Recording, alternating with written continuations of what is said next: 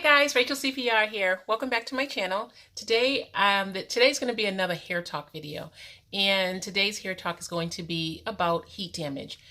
For me, this has been a lifelong battle for me, even though I've never worn my hair in a straight relaxer. I've never worn a relaxer. But I've had to chop my hair so many times because of heat damage. I, for the most part, have always worn my hair in its natural state, but then I would go through spurts where I would wear my hair in having my hair blown out or flat ironed, and I would almost 100% of the time end up with heat damage and have to cut my hair.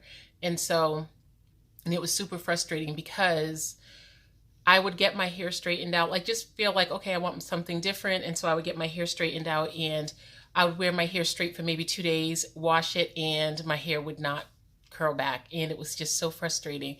Since then, I've learned a lot about my hair as far as keeping my hair hydrated and not straightening it out when it is not hydrated. My hair was not just not hydrated. My hair was parched. It was so dry because I was using products in my hair that my hair did not like at all, but it gave me the curl definition and the detangling ability that I wanted. And so I just kept using the products, not realizing that there was a major changes that needed to be had.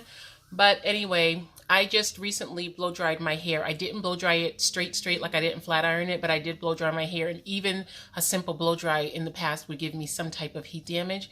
But now I still cringe whenever I blow dry my hair because I'm always afraid my hair won't curl back because I've had so many bad experiences. But as of right now, I don't have the issues that I was having before.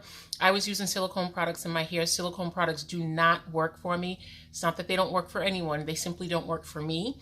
And with the silicone products that I was using, my hair was parched because silicones stop your hair from accepting moisture, which is why they're in so many products, because if you are wearing your hair blown out straight, you want something that's going to put a barrier between your hair and the moisture so that when you go outside, your hair doesn't instantly reverse.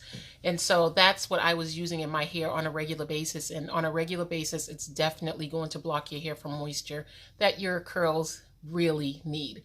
So when I washed my hair from my last blow dry, I was sitting and just like, okay, curl up, curl up, curl up.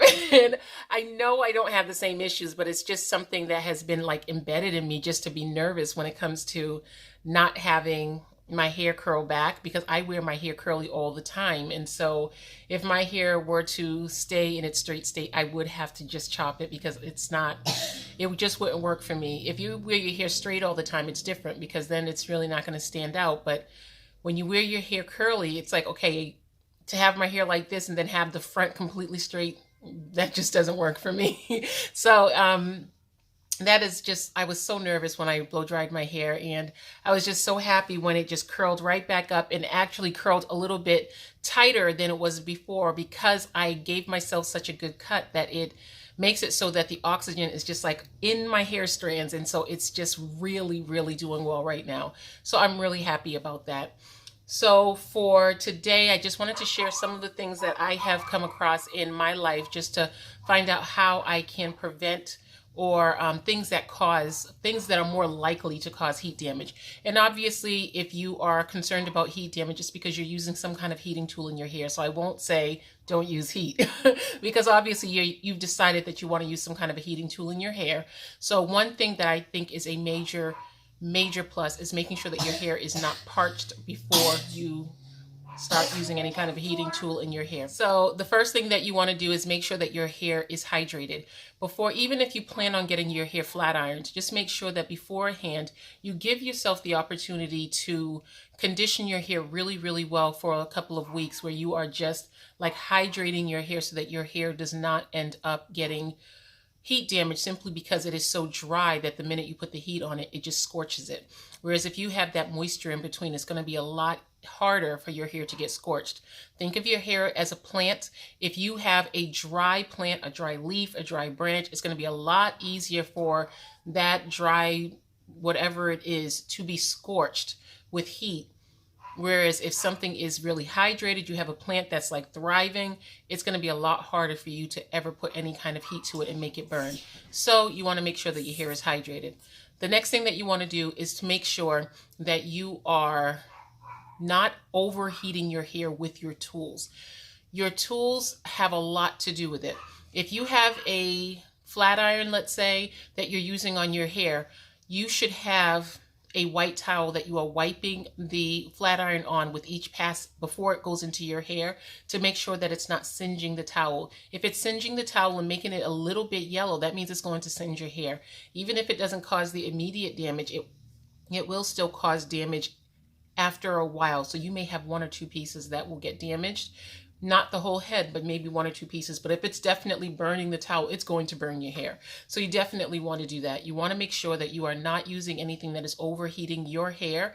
And if you have ever had the time where you have perhaps forgotten to turn your curling iron or your flat iron off, anything like that, the temper or the heat regulating tool inside of that flat iron can get damaged. So you may have surges of heat or cool areas because the temper was left running too long, and so it kind of, the heating tool was left running too long, and so the temper of your iron or your tool can get damaged. So you definitely, that's where that towel is going to come in handy to make sure that you have even heat going on. You don't want to just assume that it's already doing what it's supposed to do, because in reality it may not be heating the way it's supposed to be. So if you have it set for maybe 350, it may be heating at 400, 450 if that temper or that heating element inside has been compromised by leaving it running too long. So that's a major thing that you can do to make sure that your hair is not being overheated. The next thing that you can do, which is always a plus, is to use some type of a heat protector in your hair. Heat protectors can be a little iffy because a lot of them are very oily, and so they tend to weigh the hair down. But it would be better to have the oily weighing down of your hair than to have the heat damage. Or you can just take the time to find something that is not going to be a problem as far as weighing your hair down. It's a challenge to find something that is going to keep your hair from being weighed down. But taking the time to do it, I mean, if you're going to wear your hair straight periodically, it is something to invest the time in, just to make sure that you have something that's not going to completely weigh your hair down, but then it's going to protect your hair at the same time. So when you do use a heat protector on your hair, remember that with each tool you will need to protect your hair again. So if you are going to blow dry your hair straight, you put your heat protector onto your hair, but then immediately after you use the heat from the blow dryer, most of that product has already been used up. And you'll see a little smoke in the air when you use those heat protectors. But once it's gone in the smoke, that's where it's gone. It's already protected the hair. It's done its job. So when you pull out your flat iron, don't assume that your hair is automatically protected. You may need to reapply a small amount of the heat protector to protect your hair from the heat of the flat iron, because you have two different processes happening.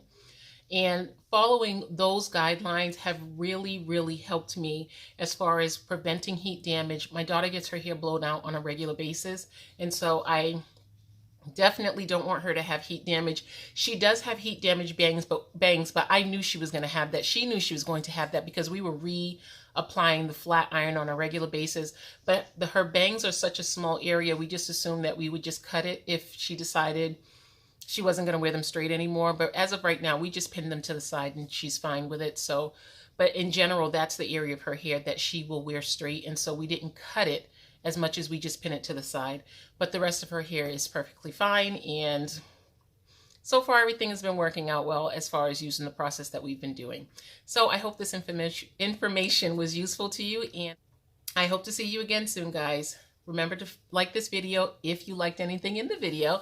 And if you're not subscribed, I would love it if you were to stay and subscribe. And we'll see you again soon. Bye, guys.